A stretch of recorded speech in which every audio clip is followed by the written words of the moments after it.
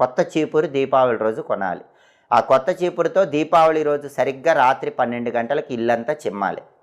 ఆ తర్వాత రాళ్ల ఉప్పు నీళ్ళల్లో కలిపి ఆ నీళ్లతో ఇల్లంతా తడిగుడ్డ పెట్టుకోవాలి. అలా చేస్తే దీన్ని అలక్ష్మీ నిస్సరణం అంటారు. అంటే దరిద్ర దేవత ఇంట్లోంచి వెళ్ళిపోవటం అని అర్థం. ఇది చేశాక నిసి పూజ చేయాలి. దీపావళి రోజు అర్ధరాత్రి 12 గంటలకు అలక్ష్మీ నిస్సరణం పూర్తయ్యాక నిసి పూజ అని చేస్తారు.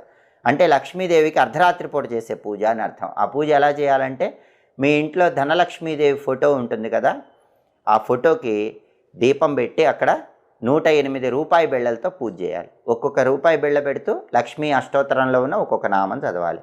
లక్ష్మీ అష్టోత్తరం 108 నామాలు చదువుతూ 108 రూపాయి బిళ్ళలతో లక్ష్మీదేవి ఫోటోకి పూజ చేయాలి. ఆ తర్వాత హారతి ఇచ్చి ఏదైనా తీపి పదార్థం నైవేద్యం పెట్టాలి. దీన్ని దీపావళి అర్ధరాత్రి చేసే నిసి పూజ అంటారు. బాగా అద్భుతంగా లక్ష్మీ కటాక్షం కలగటానికి కొంతమంది నిసి హోమం అని కూడా చేస్తారు. అంటే